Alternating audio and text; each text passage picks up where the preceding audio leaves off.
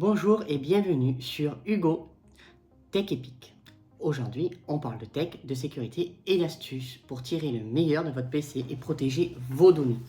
Prêt à découvrir ensemble? Alors c'est parti. Tout d'abord, nous allons voir les bases de la sécurité. Un antivirus, qu'est-ce que c'est?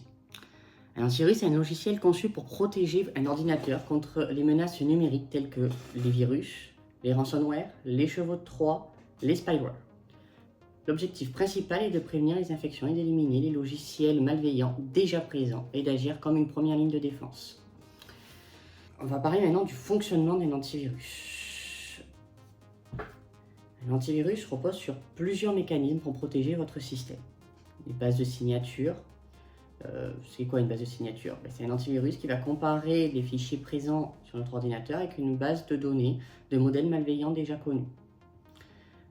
On peut par exemple parler, si un jour vous voulez faire un test, du site VirusTotal qui permet de comparer un fichier que vous avez dans ce site pour voir si une signature malveillante est contenue dans le fichier. Ensuite, il y a l'analyse heuristique. Il analyse les comportements suspects des programmes pour détecter les nouvelles menaces, même si elles ne sont pas encore connues dans la base de données. Par exemple, un logiciel qui enregistre le clavier, on peut se demander ce qu'il fait. Et ensuite, une analyse dite en temps réel. C'est-à-dire qu'il va surveiller les fichiers téléchargés, les emails qu'on reçoit, les clés USB qu'on connecte à l'ordinateur, pour essayer de repérer les menaces avant qu'elles n'attaquent le système. Dernier point, la planification d'analyse. C'est plutôt une action côté utilisateur. C'est programmer des analyses régulières pour vérifier l'intégrité des fichiers, détecter des menaces dormantes. On va prendre en exemple l'antivirus intégré dans Windows, Microsoft Defender Antivirus. Il est intégré nativement et offre une solution efficace pour les utilisateurs qui ne souhaitent pas investir dans un antivirus tiers. Les fonctionnalités principales d'un antivirus, à savoir la protection en temps réel, il surveille activement le système pour détecter les logiciels malveillants, les mises à jour automatiques, la base de signature est régulièrement mise à jour via Windows Update, l'analyse des emails, scanne les pièces jointes dans les courriels pour bloquer les fichiers malveillants. La protection dans le cloud permet de comparer rapidement des fichiers suspects avec la base de données en ligne pour identifier les nouvelles menaces. On va maintenant parler des avantages de Microsoft Defender. Il est intégré, donc il n'y a aucune installation à faire. Si vous avez un PC Windows 11, vous avez déjà cet antivirus. Il est léger et consomme peu de ressources par rapport à certains concurrents. Et surtout, il est gratuit pour les utilisateurs de Windows 11. Mais il rencontre quand même quelques limites, qu'il est important de souligner. Il n'offre pas autant de fonctionnalités avancées que certains antivirus payants. Et notamment, on peut parler des protections VPN ou des gestionnaires de mots de passe. Nous verrons ça aussi plus loin dans la vidéo. On va maintenant essayer de se concentrer sur le rôle et l'importance de l'antivirus à proprement parler. Il sert déjà à détecter des menaces connues. Grâce à sa base de signature, il identifie, supprime les fichiers infectés avant qu'ils n'endommagent le système. Par exemple, on peut prendre le cas d'un téléchargement d'un fichier via Internet. L'antivirus scanne immédiatement et bloque le fichier malveillant. Ensuite, on peut parler de la protection contre les menaces inconnues. Avec l'analyse heuristique, il peut détecter des comportements suspects, même si la menace est nouvelle. Exemple, un programme essayant de modifier des fichiers critiques sans autorisation est stoppé. Et la sécurisation des périphériques externes. Analyse des clés USB, des disques durs connectés pour éviter qu'ils introduisent des virus. On peut prendre notamment un cas d'exemple. Vous connectez une clé USB d'un collègue, l'antivirus empêche l'installation d'un malware présent sur la clé. Oui, parce que il y a quelques années des clés USB distribuées dans des boîtes aux lettres ou trouvées dans des parkings qui en fait contenaient des malwares. On peut parler maintenant du confort d'utilisation de cet antivirus ou des antivirus de manière générale. C'est que ça fonctionne en arrière-plan et ça garantit la sécurité sans trop interférer avec nos activités quotidiennes. Je dis sans trop parce que évidemment ça prend quand même quelques ressources dans l'ordinateur. Et selon l'antivirus et votre ordinateur, c'est vrai que ça peut créer quelques lenteurs. Cas d'exemple, on navigue sur Internet Il analyse automatiquement les fichiers téléchargés et les sites web visités, ce qui nous empêche d'être attaqués. Du moins, ça nous sécurise. Maintenant, on va aussi parler des concurrents de Microsoft Defender. Et des avantages, notamment certains antivirus ont des protections contre le phishing avancé, des gestionnaires de mots de passe intégrés ou des VPN pour naviguer de manière anonyme. Il y a des interfaces utilisateurs qui peuvent être plus conviviales. Et il y a des supports techniques dédiés en cas de problème. On peut parler de certains exemples d'antivirus tiers comme Kaspersky, qui est reconnu pour son excellente détection des menaces, Bitdefender, qui offre une protection avancée avec un faible impact sur les performances, ou Norton, qui offre une protection complète avec des fonctionnalités supplémentaires comme un VPN. Alors pourquoi Microsoft Defender suffit pour beaucoup de cas d'usage? Si vous êtes un utilisateur régulier, que vous vous contentez de faire des navigations web, des emails, des fichiers bureautiques, Microsoft Defender est suffisant. Si en revanche j'ai des besoins plus avancés, comme du téléchargement fréquent en provenance d'Internet, du travail en réseau, un antivirus tiers peut être recommandé. Maintenant, on va essayer de retenir pourquoi l'antivirus est indispensable. L'antivirus, c'est une première ligne de défense essentielle pour protéger nos données et nos systèmes. Bien que Microsoft Defender offre une solution gratuite et performante pour la majorité des utilisateurs, l'ajout d'un antivirus tiers peut être un bon investissement pour des fonctionnalités avancées, quelle que soit votre option. N'oubliez pas de maintenir vos logiciels à jour pour maximiser votre protection. On va maintenant parler d'un deuxième outil de sécurité, ce sont les EDR, ou Endpoint Detection and Response. Il est un peu moins connu. Alors, qu'est-ce que c'est qu'un EDR? Un EDR est une solution de cybersécurité qui protège les appareils connectés à un réseau, appelé endpoint, poste de travail, serveur, ordinateur portable. Contrairement à un antivirus traditionnel, qui repose principalement sur la détection de signatures et de menaces connues, un EDR surveille en temps réel l'activité de l'endpoint pour identifier des comportements suspects ou des attaques sophistiquées. Les caractéristiques principales, du coup, ça revient à l'analyse en temps réel. L'EDR analyse les événements sur l'ordinateur comme l'exécution de programmes ou les modifications de fichiers. Analyse comportementale. Il ne se limite pas aux signatures connues, mais détecte les anomalies ou activités inhabituelles. Réponse active. Lorsqu'une menace est identifiée, l'EDR peut isoler l'endpoint infecté pour empêcher la propagation. L'enregistrement des données. Il enregistre les événements pour permettre une analyse détaillée en cas d'incident. Alors, qu'est-ce qu'il y a de différent entre un EDR et un antivirus? Déjà, c'est l'approche proactive. L'antivirus est réactif. Il neutralise les menaces connues. L'EDR est proactif. Il détecte les activités suspectes, même si elles sont inconnues. Ensuite, la détection basée sur des comportements. On va prendre un exemple. Un fichier exécuté qui tente de crypter un grand nombre de fichiers. En peu de temps est suspect. Un ransomware, typiquement. L'EDR identifie ce comportement comme potentiellement lié à un ransomware. Il est capable de l'identifier. Ensuite, une visibilité accrue. L'EDR fournit une vue détaillée sur les actions réalisées sur l'endpoint, facilitant les requêtes post-incident, ainsi qu'une réponse automatisée. Si une menace est détectée, l'EDR peut bloquer l'attaque ou isoler la machine automatiquement. On va parler de solutions d'EDR. Alors, il y a CloudStrike Falcon. Désolé pour la prononciation, c'est une solution cloud qui offre une protection proactive contre les ransomware et autres attaques ciblées. Il y a SentinelOne, connu pour son efficacité dans la détection de menaces en temps réel et ses capacités de réponse immédiate, ou Microsoft Defender for Endpoint, une extension de Microsoft Defender intégrée à Windows 11, idéale pour les entreprises utilisant un écosystème Microsoft. Symantec Endpoint Protection, très utilisée dans les grandes entreprises. Cette solution combine antivirus et EDR. Le rôle de l'EDR, du coup, c'est un rôle essentiel et stratégique dans la sécurité avancée. Voici ses principales fonctions.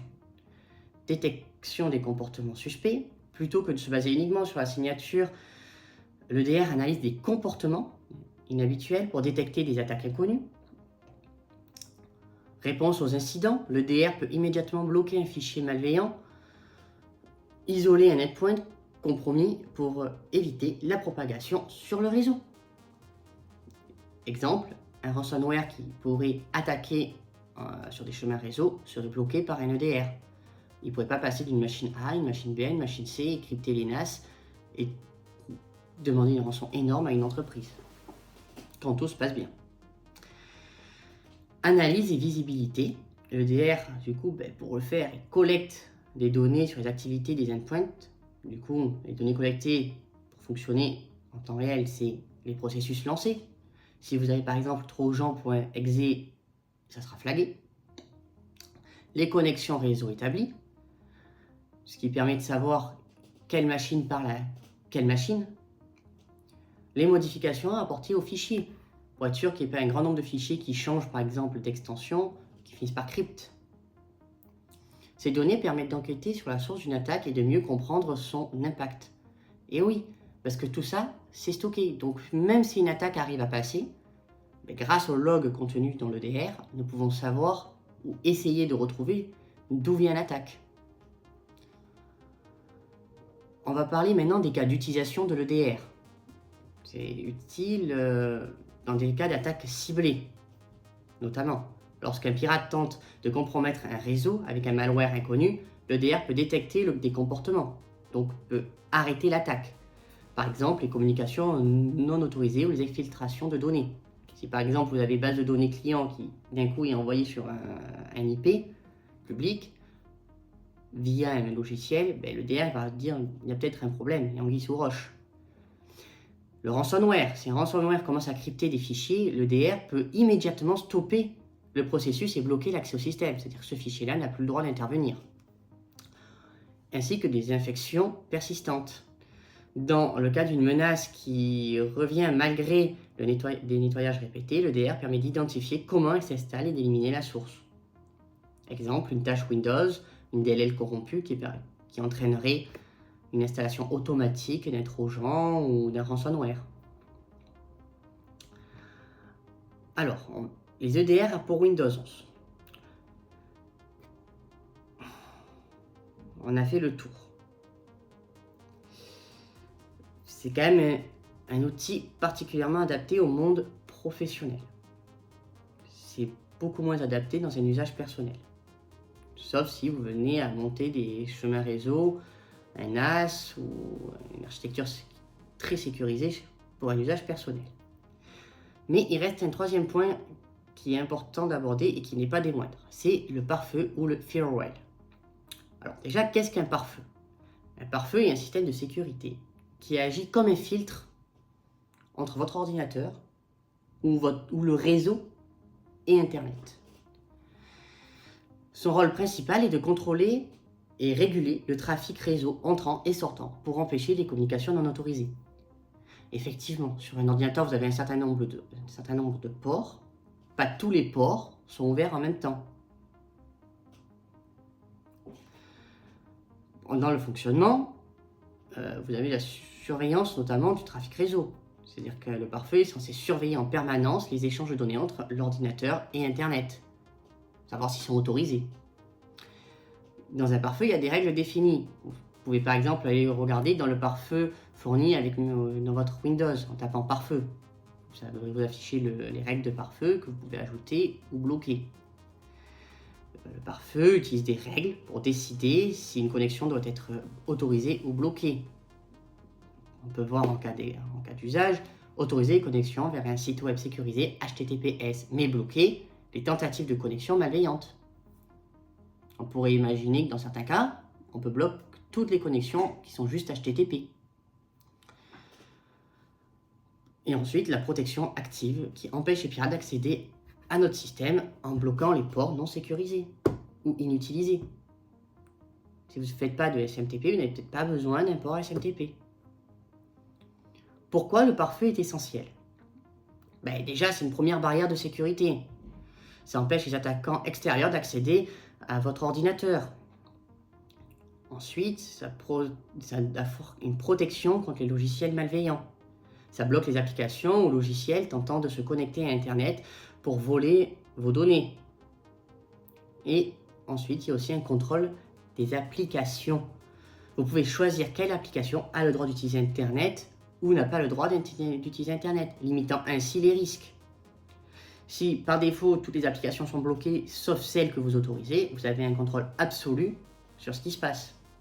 Par exemple, le rôle et l'utilité du coup d'un pare-feu, c'est le blocage des connexions non autorisées, le filtrage des connexions sortantes, mais aussi d'ailleurs entrantes, la protection contre les attaques réseau, et surtout, c'est un outil qu'on peut personnaliser, qu'on adapte à nos besoins. On va parler maintenant des différents types de pare-feu. J'en ai un peu parlé en début, parce qu'il y a bien le pare-feu qu'on met sur une machine ou le pare-feu qu'on met au niveau du réseau. Il y a le pare-feu logiciel. Il est installé directement sur l'ordinateur ou appareil. Il contrôle les connexions, mais uniquement pour l'appareil sur lequel il est installé. L'exemple le plus facile à voir maintenant, c'est le pare-feu de Windows, Windows Defender, que vous pouvez trouver, comme j'expliquais, en tapant pare-feu dans Windows. Ensuite, vous avez le pare-feu matériel. C'est un dispositif physique qui est placé entre votre réseau et Internet. Souvent, il est intégré au routeur. Vous pouvez voir votre routeur, par exemple, si vous êtes chez Free ou SFR, vous vous connectez à la page de votre routeur et regardez pour mettre des filtres sur certaines connexions, sur leur pare-feu. Ça protège donc tous les appareils connectés au réseau. Ben oui, parce que comme c'est le réseau qui ne peut pas sortir du routeur vers Internet, ben le site malveillant ne peut pas passer. Et les exemples les plus connus dans le monde professionnel, c'est par exemple Cisco. C'est un pare-feu intégré dans un routeur. On se connecte au routeur et on peut le configurer. Bon, ça, c'est dans un cas d'entreprise, c'est quand même très avancé. Et il y a également le pare-feu cloud. C'est un pare-feu offert par les services cloud pour protéger les infrastructures hébergées en ligne. Cloudflare, par exemple. On va maintenant s'intéresser au pare-feu intégré et donc fourni avec Windows 11. Il est gratuit et il est sans doute dans votre PC. Windows 11 inclut un pare-feu donc logiciel qui s'appelle pare-feu Windows Defender. Ils ont fait simple. Activé par défaut. Les fonctionnalités de ce pare-feu, c'est la protection du réseau. Il surveille et bloque les connexions non autorisées. Des filtres personnalisés. On peut définir des filtres spécifiques pour les applications ou les ports réseau. Les alertes. Il peut nous alerter lorsqu'une application tente d'accéder à Internet pour la première fois et donc nous demander de l'autoriser à accéder à Internet. Et des logs d'activité. On peut consulter l'historique des connexions bloquées ou autorisées pour mieux analyser les menaces. Comment on fait pour vérifier et configurer le pare-feu sur Windows 11 ? C'est plutôt assez simple. Il faut aller dans l'onglet Paramètres de l'ordinateur, Confidentialité et sécurité, Sécurité Windows, Pare-feu et Protection et réseau. On choisit un profil réseau, parce que l'ordinateur, il peut être domestique, il peut se connecter en gare ou il peut aller sur votre lieu de travail. Et donc du coup, Windows nous propose par défaut 3 profils. Privé, c'est plutôt quand le réseau est sûr, un réseau domestique. Il n'y a pas quelqu'un qui est censé attaquer votre ordinateur dans ce réseau. Public, ça c'est plutôt adapté au Wi-Fi public, le Wi-Fi d'aéroport, Wi-Fi de café, les Wi-Fi gratuits, ou les pare-feux de domaine. Ça c'est vraiment ciblé dans le monde professionnel. Et il est important d'activer le pare-feu sur tous les profils pour une protection maximale. Oui, parce que même s'il y a moins de risques dans le réseau privé, le pare-feu ça bloque les connexions. Imaginez un fichier qui accède à Internet pour, envoyer vos données de navigation. Selon comment est configuré votre pare-feu, cette application, ce fichier malveillant, pourrait être autorisé dans un réseau privé, surtout s'il n'y a pas de sécurité, donc autorisé par défaut, et bloqué dans votre réseau d'entreprise. Ça diminue drastiquement la sécurité. On peut aussi utiliser des pare-feux tiers. Bien que le pare-feu intégré à Windows soit suffisant pour la plupart des utilisateurs, un pare-feu tiers peut offrir des fonctionnalités supplémentaires. Déjà, on peut parler d'une analyse approfondie des menaces. Certains pare-feux, comme ceux de Norton ou Bitdefender, offrent des protections avancées contre les attaques de réseaux complexes. 2. Si jamais vous trouvez l'interface un peu austère, il y a quand même des pare-feux avec une meilleure interface utilisateur, plus conviviale et plus personnalisable que celle de Windows Defender. Et 3, et ce n'est pas des moindres, il existe des solutions qui proposent des VPN intégrés ou des détections d'intrusion au niveau du réseau. Ce qui est important à retenir dans les pare-feux, c'est que le pare-feu, c'est une composante essentielle de la sécurité numérique. Il s'agit du pare-feu intégré à Windows 11 ou d'une solution tierce ou d'une solution réseau. C'est le gardien silencieux surveillant les connexions, bloquant les menaces associées à un antivirus et à une gestion rigoureuse des applications. Il constitue une défense efficace contre la plupart des cyberattaques. Maintenant, on va voir comment configurer un PC sécurisé sur Windows 11. Déjà, il faut mettre à jour. Et pourquoi les mises à jour sont essentielles? Les mises à jour du système d'exploitation, comme celle de Windows 11, jouent un rôle crucial dans la protection de votre ordinateur. Elles ne se limitent pas à ajouter de nouvelles fonctionnalités. Elles corrigent les failles de sécurité, optimisent les performances et maintiennent la compatibilité avec les logiciels et matériels récents. Voici pourquoi les mises à jour sont importantes. Déjà, il y a ce qu'on appelle des failles de sécurité. Les cyberattaques exploitent généralement ces failles de sécurité. Les failles de sécurité sont des vulnérabilités dans le code d'un système ou d'un logiciel qui peuvent être exploitées par des hackers. On peut prendre en exemple, une vulnérabilité peut permettre à un attaquant de prendre le contrôle de votre ordinateur à distance. Imaginez une faille de sécurité dans le protocole RDP de Windows. Si un hacker arrive à se donner les droits, il peut accéder à votre machine à partir du moment que le RDP est activé. Les mises à jour comblent ces failles. Oui, Microsoft publie régulièrement des correctifs, appelés patchs. C'est à la suite d'une attaque, ils ont analysé la faille, ils ont compris pourquoi il y a pu avoir l'escalade de droits, pourquoi l'hacker a pu l'exploiter pour prendre le contrôle ou voler des données. Et une fois qu'il y a ce patch qui est publié, le but c'est de bloquer cette vulnérabilité avant qu'elle ne soit trop exploitée, une fois qu'elle est détectée. Ensuite, il y a toute la partie mise à jour qui compte les failles. Il y a toute la partie des protections contre les zero day. Alors qu'est-ce qu'un zero day? Un zero day, ce sont des attaques exploitant une faille non corrigée par le fabricant. Ces menaces sont extrêmement dangereuses parce que l'utilisateur n'a pas de protection immédiate. Et en plus, l'utilisateur n'a pas à faire d'action pour être attaqué. Les mises à jour régulières et rapides donc protègent. Une fois qu'une faille est découverte, Microsoft agit rapidement pour développer un patch. Exemple, en installant rapidement les mises à jour, vous vous protégez contre les attaques qui visent des failles qui ont déjà été découvertes. Bon, après, on ne peut pas se protéger de failles qui n'ont pas encore été trouvées. Ça reste le problème. Ensuite, il y a quand même toute la partie amélioration des performances. Les mises à jour corrigent non seulement des bugs, mais améliorent aussi la stabilité et les performances de votre ordinateur. Ça peut permettre d'avoir des drivers plus adaptés, d'optimiser certaines applications fournies avec l'ordinateur, donner de nouvelles fonctionnalités. Par exemple, une mise à jour peut réduire les ralentissements, améliorer la gestion de la mémoire ou prolonger la durée de vie de la batterie. Et la compatibilité accrue. Les mises à jour garantissent que Windows 11 reste compatible avec les dernières versions de logiciels et matériels. Nouvelle sécurité renforcée aussi. Les fonctionnalités supplémentaires. Certaines mises à jour majeures, comme les Feature Update de Windows 11, introduisent de nouvelles fonctionnalités ou améliorent l'interface utilisateur. On peut prendre par exemple la mise à jour de 2022 qui a ajouté des améliorations pour le menu Démarrer et l'intégration de Microsoft Teams. Le renforcement des protections. Microsoft ajoute régulièrement de nouvelles technologies de sécurité comme le chiffrement, la virtualisation ou des outils pour détecter des ransomware, la compatibilité des applications tierces. Les logiciels nécessitent des environnements sécurisés. Les éditeurs de logiciels comptent sur les mises à jour pour maintenir la compatibilité et éviter les conflits.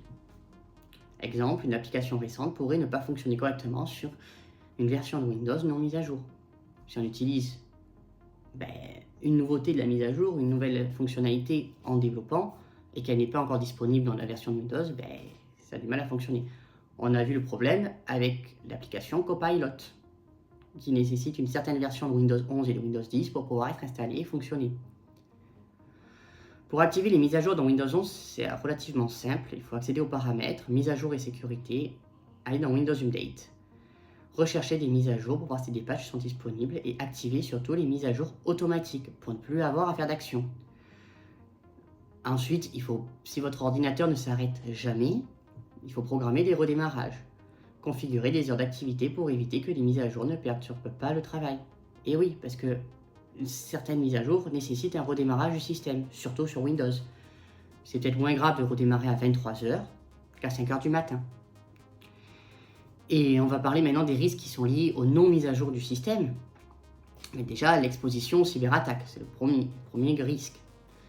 Les pirates ciblent souvent des systèmes non à jour, car les failles sont déjà documentées. Sur le Darknet, vous trouvez des tonnes de failles sur Windows XP. Exemple, une entreprise ou un particulier utilisant une version de Windows obsolète pourrait être victime d'un ransomware qui n'aurait pas pu fonctionner sur la dernière mise à jour ou la dernière version de Windows.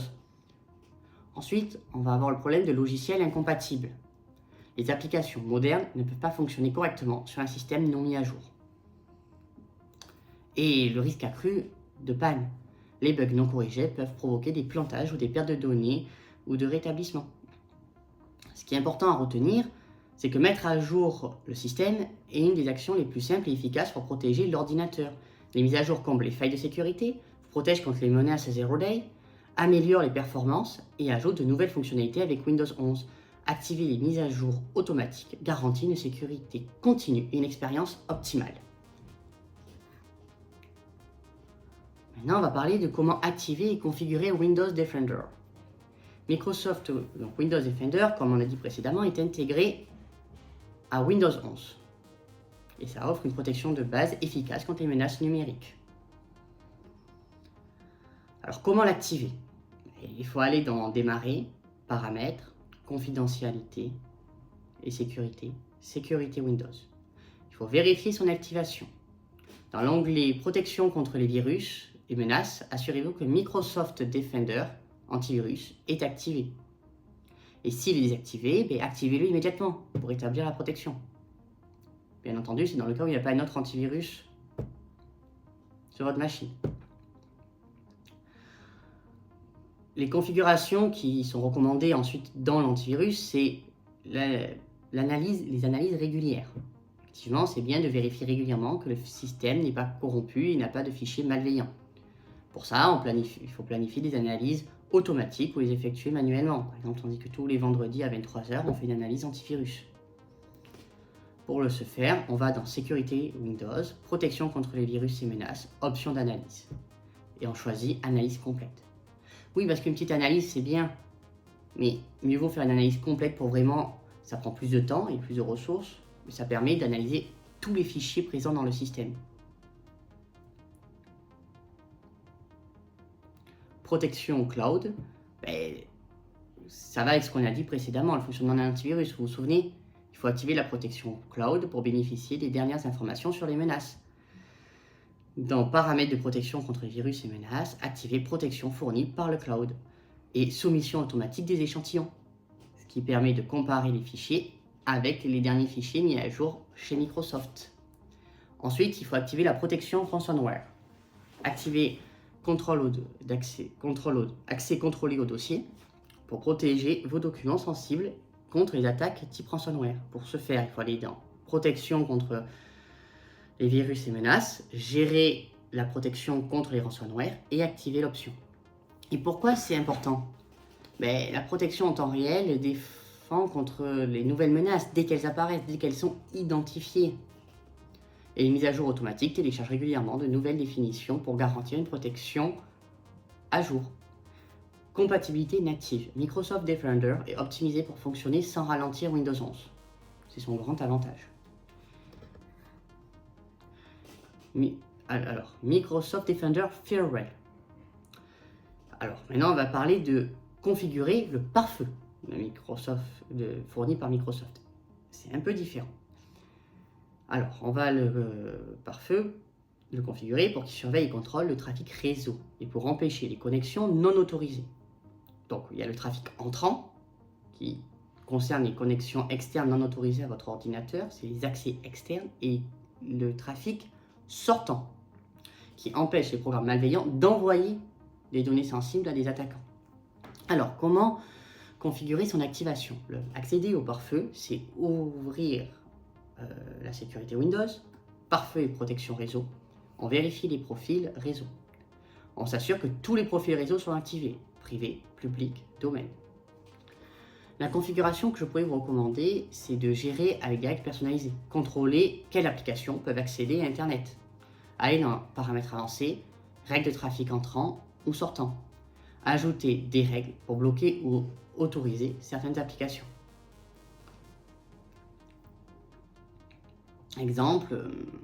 Par exemple, autoriser uniquement votre navigateur à bloquer les logiciels non essentiels. Activer les notifications également. Configurer le pare-feu pour vous avertir lorsqu'une application tente d'accéder à Internet. C'est-à-dire, dès qu'il y a un accès, vous avez une notification dans le centre de notification Microsoft. Windows sur le côté. Et cela nous permet de surveiller et d'approuver manuellement les nouvelles connexions. Et surtout, surveiller les logs. Utiliser des journaux d'événements du pare-feu pour identifier les tentatives de connexion suspectes. Pourquoi tout ça c'est important? Protection des données sensibles. Ça empêche les applications malveillantes d'accéder à Internet. Ça bloque les intrusions, protège votre ordinateur contre les attaques réseau. Contrôle précis. Vous décidez quelles applications ont le droit de communiquer avec Internet. Comment configurer Microsoft Defender pour une protection optimale? Activer toutes les options de sécurité, accéder à la protection contre les virus et menaces et activer toutes les options disponibles. Configurer les profils réseau dans le pare-feu, activer le pare-feu pour chaque profil réseau, privé, domaine et public. Et personnaliser les règles selon votre utilisation. Activer la protection contre les applications non autorisées. Dans Sécurité Windows, activer Smart App Control pour bloquer les logiciels potentiellement malveillants. Et planifier des analyses automatiques. Configurer des analyses régulières, par exemple hebdomadaires, pour identifier les menaces dormantes. Utiliser les rapports, consulter les rapports de Microsoft Defender pour analyser l'analyse des menaces détectées et des connexions bloquées. Ce qui est à retenir du coup de ces actions, c'est que Microsoft Defender combine un antivirus et un pare-feu robuste pour fournir une protection complète directement intégrée dans Windows 11. En configurant correctement ces outils, vous pouvez protéger efficacement votre ordinateur contre les menaces en ligne et les menaces hors ligne. Assurez-vous d'activer toutes les options de protection et de surveillance et Smart App Control pour protéger votre système sous Windows 11. Qu'est-ce que la VBS? La Virtualized Branch Security, VBS, est une fonctionnalité avancée de Windows de sécurité. Elle utilise la virtualisation matérielle pour isoler des parties critiques du système d'exploitation dans un environnement sécurisé appelé conteneur virtuel. Pourquoi c'est important? 1. Protection renforcée contre des attaques au niveau matériel, ce qui implique des menaces modernes comme les rootkits, les exploits qui ciblent directement le noyau et peuvent contourner les protections logicielles classiques. 2. La VBS crée une séparation entre le noyau, le cœur de votre système et les applications tierces, empêchant des attaques d'affecter directement votre système. 2. Sécurisation des processus sensibles. Elle protège des fonctions critiques comme l'authentification, la gestion des clés de chiffrement. Exemple, si un malware parvient à s'exécuter sur votre système, il ne peut pas accéder aux données sensibles protégées par la VBS.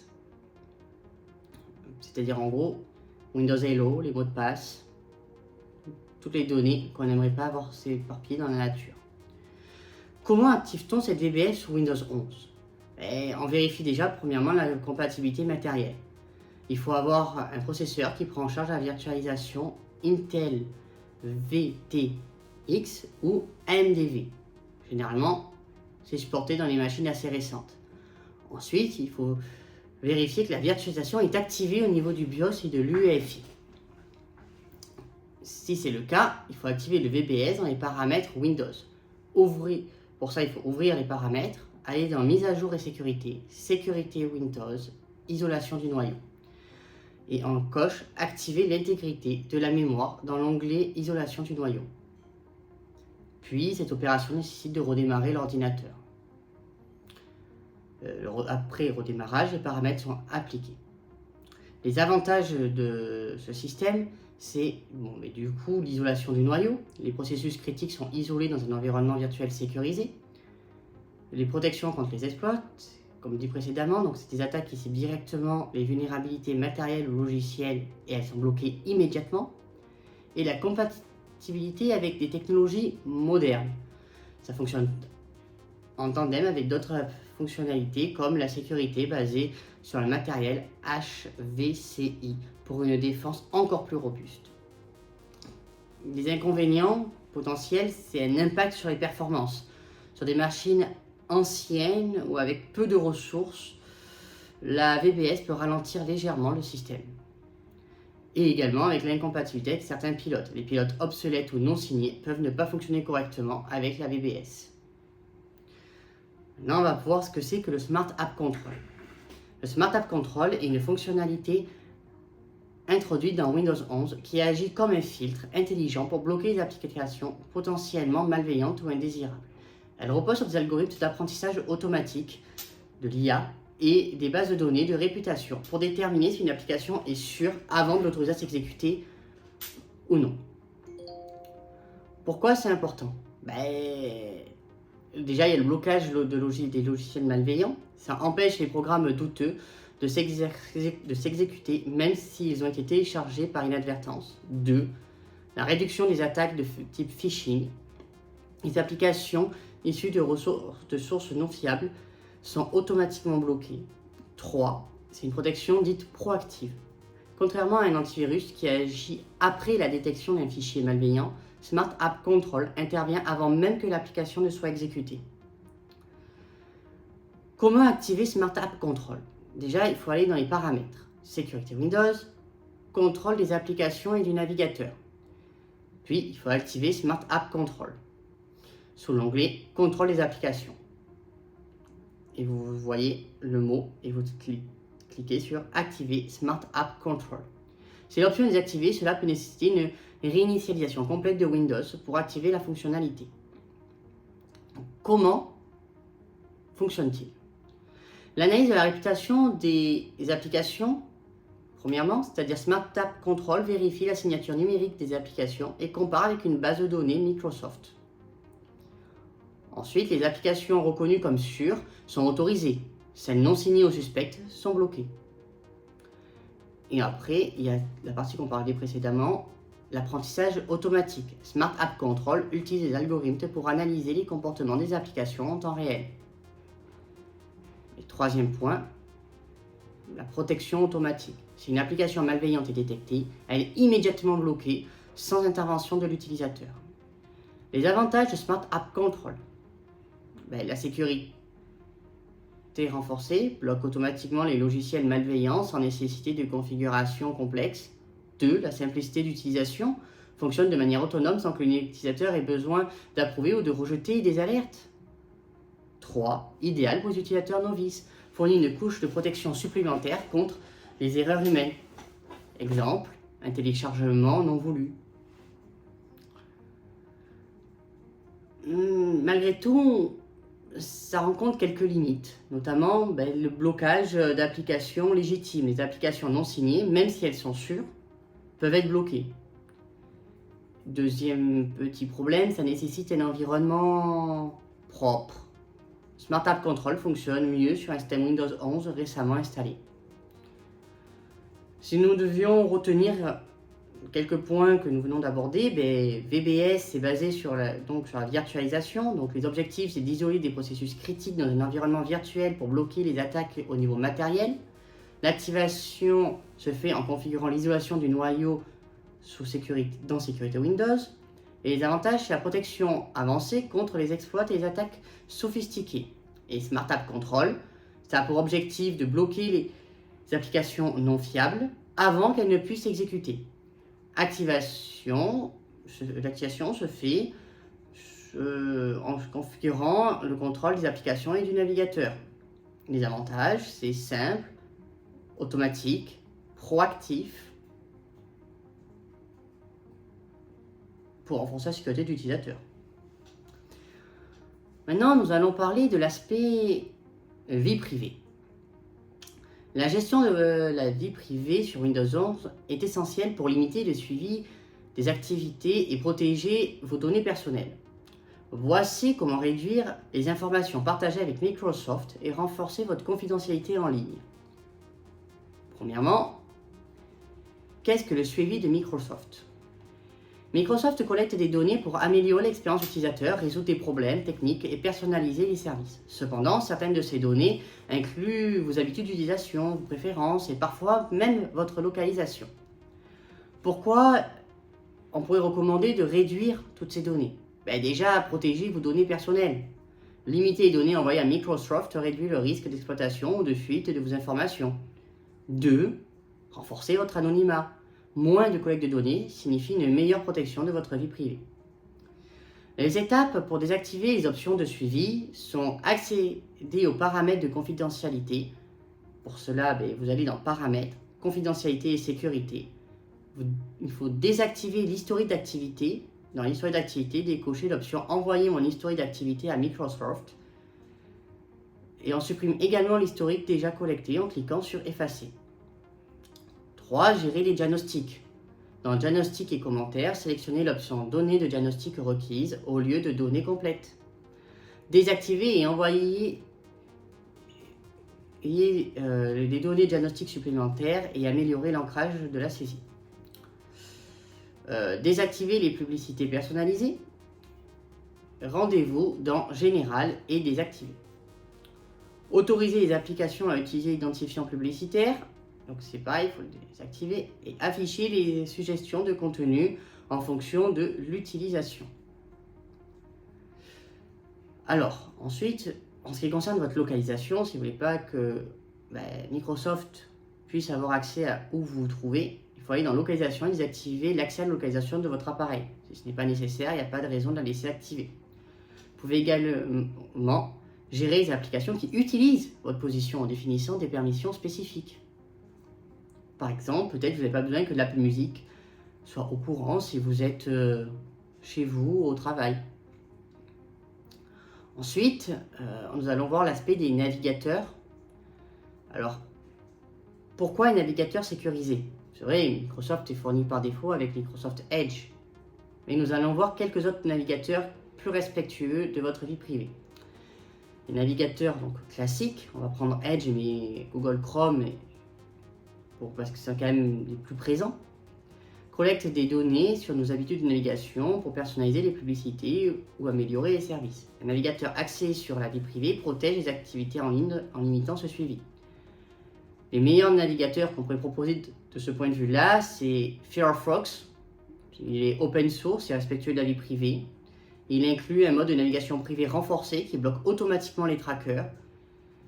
Et il peut être complété d'extensions comme Unblock Origin pour bloquer les publicités et les HTTPS et HTTPS Everywhere pour sécuriser les connexions. Ensuite, nous pouvons parler de Brave, connu justement pour ça.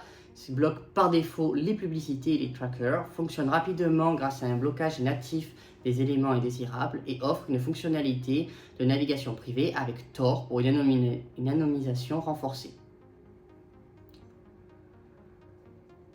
Les étapes maintenant à faire après ça pour sécuriser notre navigation, choisir un navigateur orienté pour la vie privée comme ceux qu'on a cités précédemment et configurer des bloqueurs de suivi, notamment par exemple des extensions comme Ghostery pour analyser et bloquer les trackers. Après, on peut activer des fonctionnalités de sécurité natives de ces navigateurs. Brave et Firefox offrent des options comme le blocage des cookies tiers et la suppression des empreintes numériques, fingerprinting. Et surtout, il faut éviter les moteurs de recherche intrusifs. Il faut mieux préférer des moteurs de recherche respectueux comme DuckDuckGo ou Startpage. Peut-être pas aller sur Google, si c'est possible.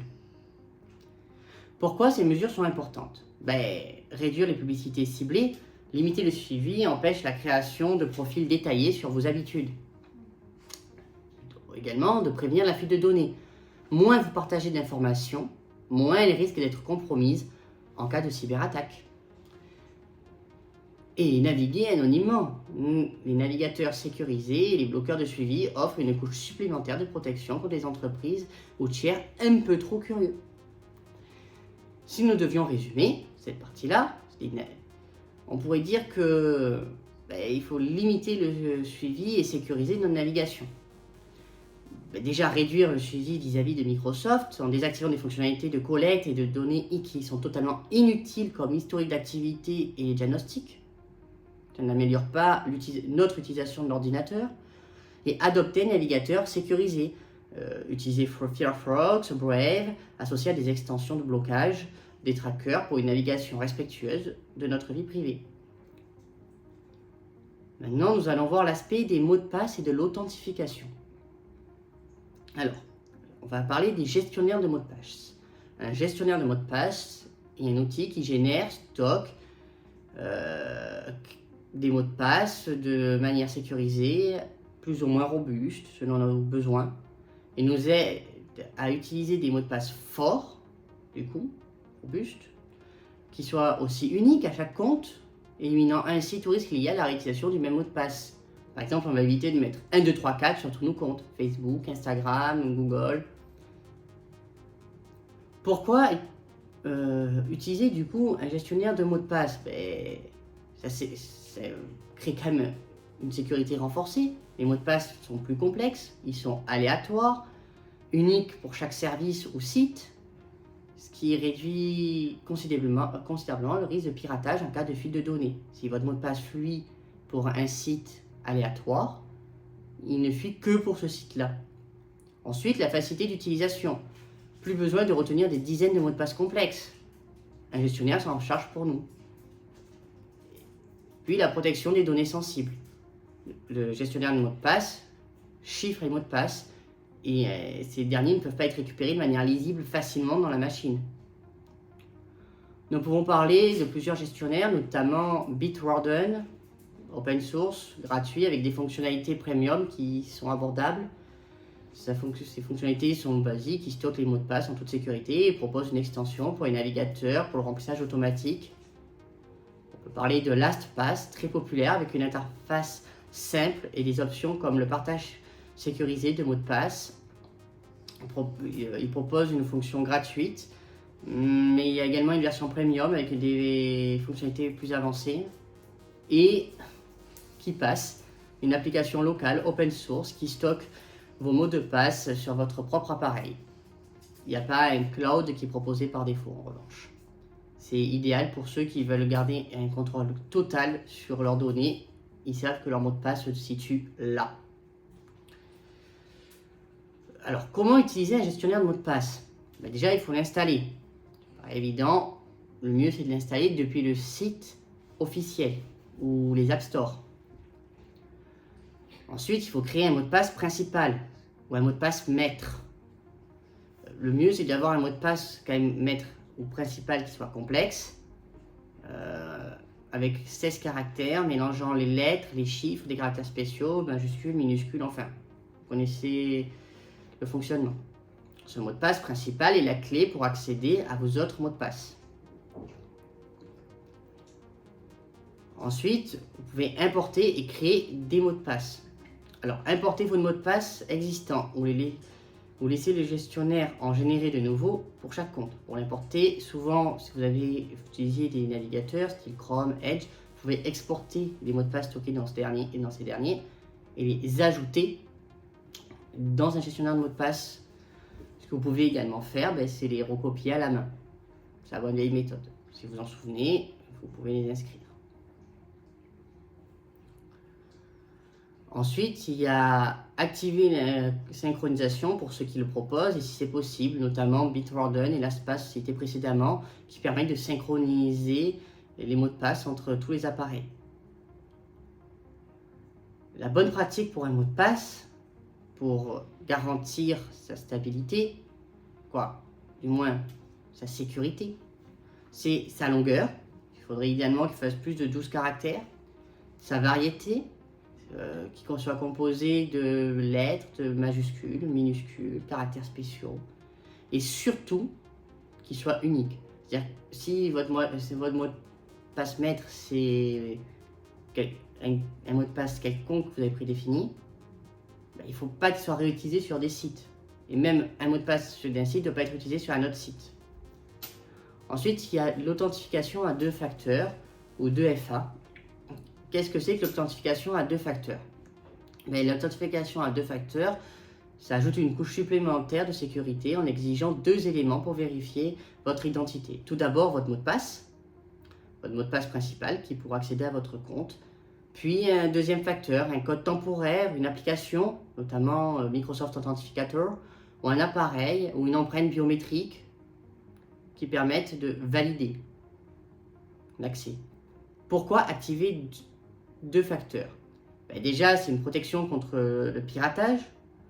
Même si un pirate arrive à nous dérober le mot de passe, il ne peut pas accéder à notre compte sans le second facteur. C'est comme si pour ouvrir la porte, il fallait 2 clés. Sécurité renforcée pour des comptes critiques, notamment c'est idéal pour protéger des comptes comme le compte Microsoft, Google, les banques, les réseaux sociaux. Et ensuite, c'est quand même simple et efficace à mettre en place.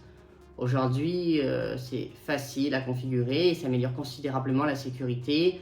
Vous téléchargez une application sur votre téléphone mobile, par exemple, Google Authenticator, Microsoft Authenticator, et ensuite vous allez avoir généralement un QR code à scanner en l'activant sur votre compte Microsoft ou votre compte Google, et hop, le deuxième facteur va être intégré. On peut parler, par exemple, de l'autre deuxième facteur lié avec aussi par SMS. Souvent ça se fait automatiquement sur les sites critiques, notamment quand vous recevez une confirmation de connexion, par exemple à votre banque, vous pouvez recevoir un SMS ou un email avec un code unique à renseigner pour pouvoir accéder à l'application. Bon, et après, c'est plus industriel et dans les entreprises, mais il y a aussi le deuxième facteur qui est une clé physique, une U2IF. Des dispositifs comme YubiKey ou Google Titan Key qui permettent une notification ultra sécurisée. Les avantages, c'est que c'est résistant au phishing et impossible d'intercepter à distance, puisqu'il faut vraiment que la clé soit physiquement là pour pouvoir être utilisée. Il reste aussi, en deuxième facteur, l'empreinte digitale ou la reconnaissance faciale, lorsque c'est possible. Il faut avoir des appareils compatibles. Je pense notamment à des appareils avec des caméras Windows Hello. Comment activer la double authentification pour vos comptes? Dans Microsoft, il faut se connecter à notre compte, il faut aller dans Paramètres, Sécurité, Options de sécurité avancée, activer 2FA et choisir une méthode d'application d'authentification ou par SMS. Pour d'autres services, comme je l'ai précisé, Gmail, Facebook, c'est toujours dans les onglets de sécurité, dans la rubrique authentification à 2 facteurs, qu'on peut l'activer. Ensuite, il faut suivre la procédure qui est fournie en fonction du site ou de l'application sur laquelle on veut l'activer. Ensuite, par contre, il faut toujours stocker les codes de secours, parce que certains services fournissent des codes de récupération au cas où vous perdiez l'accès de la deuxième authentification. C'est important de le préciser parce que si par exemple demain vous avez Microsoft Authenticator uniquement sur votre téléphone principal, ou vous le faites voler, qui tombe dans l'eau et qui sont en panne et que vous ne pouvez plus accéder à cette application, vous risquez de perdre l'accès à votre compte. Donc c'est important d'avoir cette clé qui permet en fait de réactiver la double authentification ailleurs. Alors, vous me direz, pourquoi combiner les deux? S'il y en a double authentification, pourquoi avoir un gestionnaire de mot de passe et inversement? Pour combiner les deux, déjà, on a une sécurité maximale. On fait de notre mieux pour se protéger, c'est quand même le but. Le gestionnaire protège en fait les mots de passe en eux-mêmes et la double authentification, ça ajoute une deuxième couche de sécurité. Même si un mot de passe gestionnaire ou le gestionnaire venait à être corrompu, le hacker ne pourrait pas accéder au compte. Ensuite, il faut quand même se reconnaître la simplicité d'utilisation des deux outils. Avec un gestionnaire, on n'a pas besoin de mémoriser un seul mot de passe, c'est le gestionnaire qui le fait pour nous. Si on a besoin en fait, le principal, mais sur tous vos sites, une fois que vous taperez votre mot de passe maître et le mot de passe sera ajouté, si vous configurez par exemple pour que ce soit relié à votre navigateur internet favori. Et la deuxième authentification, c'est pareil, c'est une sécurité supplémentaire relativement simple à mettre en place. La protection contre le phishing également. La deuxième authentification, ça bloque les accès de tentatives non autorisées, même si accidentellement vous fournissez vos identifiants à un site frauduleux.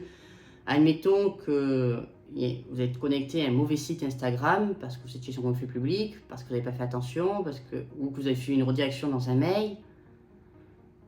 Même si vous avez donné votre mot de passe, puisqu'il y a une deuxième authentification, ou plutôt à votre banque, le hacker ne peut pas se faire de virement bancaire parce qu'il ne peut pas accéder à votre compte. Et j'attire l'attention sur le phishing parce qu'il y a de nombreux mails frauduleux qui passent, notamment censés être d'EDF, censés être de votre opérateur téléphonique favori, censés être de votre banque, mais qui en fait sont derrière avec des liens cliquables pour essayer justement de dérober ces informations-là. D'ailleurs, généralement, il faut toujours se méfier des mails avec des liens. Ça pourrait être le sujet d'une autre vidéo. Alors, ce qui est à noter dans cette partie-là, vraiment, le mot de passe et d'authentification, c'est qu'il faut absolument utiliser un gestionnaire de mot de passe. Bon, humainement, c'est peut-être pas faisable de retenir tous ces mots de passe, et c'est mieux d'avoir retenir un seul mot de passe maître, et d'activer à chaque fois qu'on le peut l'authentification à 2 facteurs. Alors, on va donner quelques astuces supplémentaires pour la sécurité d'un PC Windows 11. Pour limiter les autorisations sur les applications, déjà on va voir cette partie-là.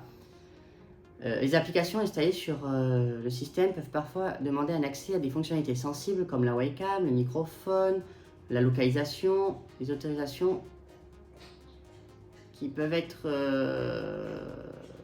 abusives d'un certain point de vue. Parce que ça peut être une forme d'espionnage, une application malveillante pour utiliser votre webcam, votre micro sans votre consentement et voir tout ce qui se passe, tout ce que voit votre ordinateur. La collecte excessive de données, certaines applications recueillent plus de données que nécessaire pour fonctionner. Si votre application est censée vous donner la météo, mais qu'elle se met à collecter le temps d'usage de l'ordinateur, les sites consultés, c'est peut-être qu'il y a un problème, par exemple. Des risques de sécurité, les applications qui accèdent à des fichiers ou des données sensibles, ces applications-là, si elles ouvrent des portes, elles peuvent être aussi exploitées par des pirates ou être elles-mêmes des applications pirates. Alors, comment vérifier et gérer les autorisations dans Windows 11? Pour ça, il faut aller dans les paramètres, applications et fonctionnalités. Une fois que vous arrivez dans ce petit menu, vous pouvez sélectionner une application. Et sur cette application, vous allez avoir la liste des autorisations. Ensuite, vous pouvez gérer les autorisations spécifiques. Par exemple, je vois que l'application météo demande la webcam, je peux couper. Pour ça, rendez-vous dans Paramètres, Confidentialité et sécurité, Caméra. Pareil pour le microphone, pareil pour les localisations. Ensuite, surtout avec la livraison de Windows 11, on peut commencer par désinstaller toutes les applications qui sont inutiles. S'il y a une application qui est fournie ou qu'on a installée mais qui n'a plus aucune utilité ou qui n'a jamais eu d'utilité, mieux vaut l'enlever. On diminue la surface d'attaque. On diminue le nombre d'applications d'endroits à surveiller, le nombre de potentielles failles de sécurité. Gardons ce qui est nécessaire.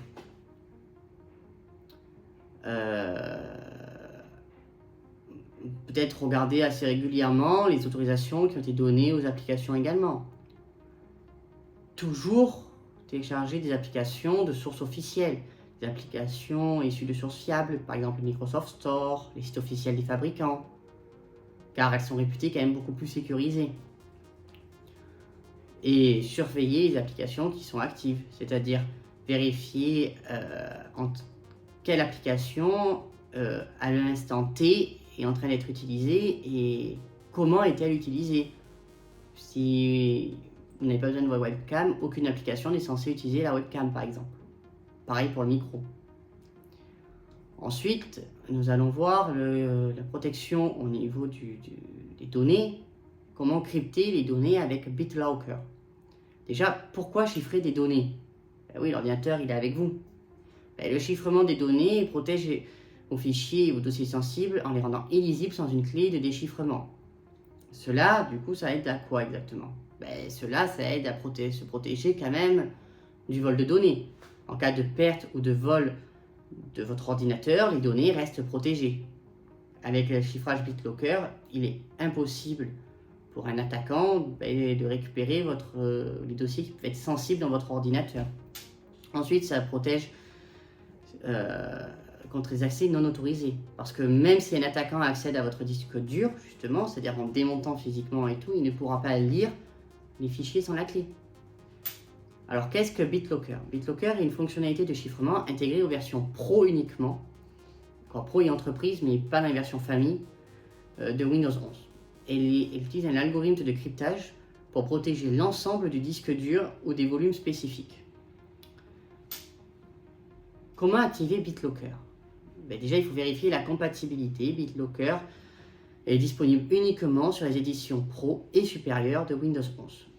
Ensuite, il faut s'assurer que l'appareil dispose d'un TPM, Trust Platform Module, activé, souvent configuré dans le BIOS ou le EFI. Et ensuite, il faut encore l'activer. Pour l'activer, on va dans le panneau de configuration, système et sécurité, chiffrement de lecteur BitLocker. Cliquez sur activer BitLocker pour le disque que vous souhaitez protéger. Et ça va prendre un peu de temps. Et vous allez voir votre disque après sécurisé. Vous voyez le disque sécurisé grâce à l'apparition d'un cadenas sur ces derniers. Ensuite, quand il va nous demander, ça va se mettre de choisir une méthode de déverrouillage, mot de passe. Donc un mot de passe pour accéder au fichier, une clé USB pour déverrouiller le lecteur, ou une clé USB pour déverrouiller le lecteur. Ensuite, il va nous demander de sauvegarder la clé de récupération. Microsoft propose de sauvegarder votre clé sur votre compte Microsoft dans un fichier ou de l'imprimer, c'est-à-dire la bonne vieille méthode sur papier. Puis on peut finaliser le chiffrement. Une fois que tout est configuré, Windows chiffre les données. Cela peut prendre du temps selon la taille du disque, comme je l'ai dit précédemment. Et on voit que c'est terminé grâce au petit cadenas.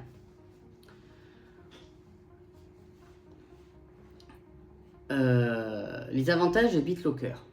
Tout d'abord, ça apporte une protection complète des données. Les données restent chiffrées même si le disque dur est retiré. Ensuite, c'est une intégration transparente. BitLocker fonctionne en arrière-plan sans ralentir le système, sans créer de contre-performance. Puis, la sécurité avancée.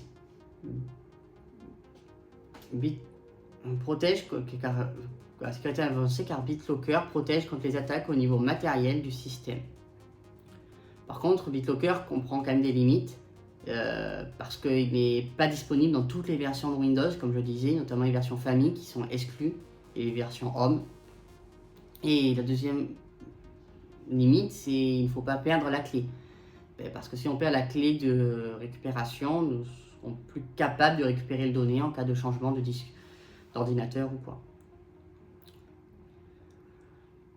Alors, maintenant on va parler des outils tiers pour améliorer la sécurité.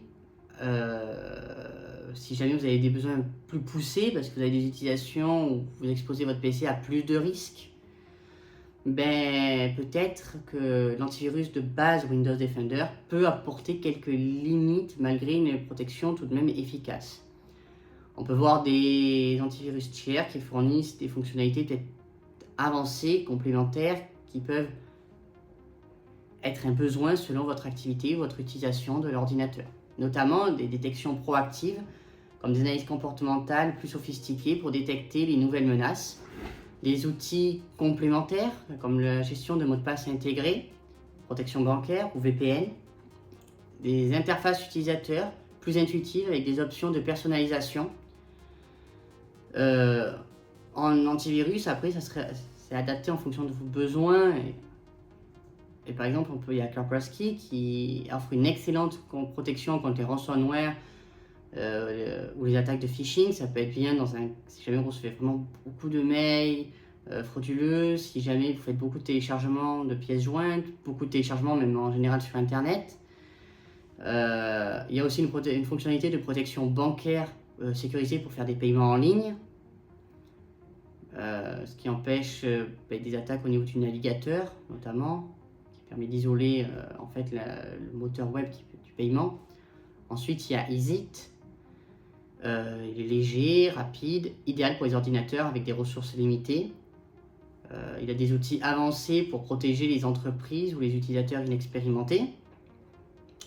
Et en numéro 3, celui que j'aurais noté, c'est Bitdefender. Il a des fonctionnalités comme la protection de la webcam, notamment, c'est-à-dire en plus des fonctionnalités dont je parlais tout à l'heure sur la gestion des paramètres Windows, lui peut aussi autoriser ou interdire des applications à accéder à la webcam, notamment. Ça peut être intéressant. Il a le chiffrement de fichiers fourni et un VPN intégré. Alors, comment choisir un antivirus tiers ? Il faudrait opter pour un antivirus qui offre des fonctionnalités adaptées à vos besoins, c'est ce que je disais. Est-ce que vous avez tendance à avoir un besoin de protection bancaire supplémentaire, plutôt d'un contrôle parental pour les jeunes, plutôt d'un VPN intégré? Ça va dépendre de vous. Après, sur les antivirus, j'aurais tendance à vous recommander de préférer les éditeurs qui sont bien établis et reconnus, tous les 3 que j'ai cités précédemment, et qui sont reconnus par des tests indépendants, comme AV Comparative ou AV-Test. Le prochain point pour votre sécurité sur votre ordinateur, c'est les VPN. Alors, qu'est-ce qu'un VPN ? Un VPN, c'est un réseau privé virtuel qui chiffre votre connexion Internet et masque votre adresse IP. À quoi ça sert ? Ça sert à protéger votre vie privée et à sécuriser vos données, en particulier sur les réseaux Wi-Fi publics. Alors, pourquoi utiliser un VPN ? Cette vidéo n'est pas sponsorisée par NordVPN. Pour protéger votre vie privée en ligne, notamment comme pour masquer l'adresse IP, pour éviter le suivi publicitaire ou gouvernemental, sécuriser nos données dans des lieux publics, sur des connexions, sur des réseaux Wi-Fi publics comme les cafés, aéroports. Ça permet de sécuriser un peu les données, parce qu'en fait, c'est comme s'il y avait un serveur mandataire qui accédait pour nous à Internet et nous on accède à lui. Donc du coup, notre connexion est quand même plus dure à intercepter que si elle passait directement par le routeur avec tous les autres ordinateurs, bien qu'elle passe aussi. C'est pas une sécurité infaillible, mais ça sécurise. Et le point qui est aussi très intéressant et très notable, c'est la possibilité de contourner les restrictions géographiques. Par exemple, sur certaines plateformes de streaming, vous avez un catalogue différent aux US, en France ou dans d'autres pays. Grâce à des outils VPN, vous pouvez accéder au contenu que vous souhaitez. On va parler de quelques exemples de VPN fiables. NordVPN, on ne le présente plus, il fait un chiffrement avancé, il a une politique de non-journalisation, ça c'est très important pour votre vie privée, ça veut dire qu'il n'y a pas de log, et les serveurs sont quand même rapides, donc vous ne perdez pas de qualité de débit internet, pas trop. Après vous avez aussi ExpressVPN, Alors les connexions sont stables, la sécurité est robuste et l'interface est conviviale. Et Proton VPN, alors Proton VPN est un peu particulier parce qu'il offre une option gratuite avec chiffrement de haute qualité et une transparence totale. Mais je crois qu'elle est limitée à quelques octets, à vérifier. Alors comment utiliser un VPN sur Windows 11? Déjà, il faut choisir le fournisseur VPN. Donc on télécharge le VPN depuis le site officiel du fournisseur, bien entendu. On installe et on configure le VPN avec des identifiants et le mot de passe qu'on a créé, et ensuite on sélectionne un serveur. Par exemple, dans un VPN, vous allez avoir une interface. Est-ce que vous voulez vous connecter en France? Est-ce que vous voulez vous connecter aux US? Est-ce que vous voulez vous connecter au Royaume-Uni? Et ça peut avoir une influence sur les sites auxquels vous pouvez accéder. Alors, si on devait retenir quelques points sur tout cet aspect applicatif de sécurité, on pourrait dire qu'on peut limiter les autorisations des applications. Bon, ça c'est dans les paramètres Windows, c'est pas vraiment un applicatif, mais pour garder l'accès aux périphériques majeurs de l'ordinateur, comme la webcam, le micro, la localisation. Crypter les données avec BitLocker, ça c'est pour protéger essentiellement contre une perte, un dégât physique, c'est-à-dire un vol de votre matériel. Et ensuite, l'ajout d'outils complémentaires lorsque nécessaire, notamment de VPN ou d'antivirus quand cela s'avère nécessaire. Voilà, on a fait un petit tour de comment sécuriser Windows 11 en combinant du coup les outils intégrés comme l'antivirus de base Windows Defender, le pare-feu, la sécurité basée sur virtualisation, ainsi que des solutions complémentaires comme BitLocker pour les versions Pro et Enterprise. On a un gestionnaire de mots de passe, un VPN. On a quand même fait le tour pour protéger assez efficacement nos données contre toutes les menaces modernes. Attention, ces mesures renforcent notre sécurité, notre confidentialité. Notre PC peut devenir une forteresse numérique, mais il ne faut pas oublier que la première faille, ça reste quand même l'utilisateur. C'est-à-dire que malgré toutes ces sécurités, il faut quand même faire une utilisation intelligente de l'ordinateur et de l'outil informatique, car aucune sécurité n'est réellement totalement infaillible. Si cette vidéo vous a aidé, pensez à liker, commenter, je suis preneur des retours, et à vous abonner. Et surtout, dites-moi en commentaire quelle solution de sécurité utilisez-vous pour votre PC. A bientôt pour une nouvelle vidéo tech.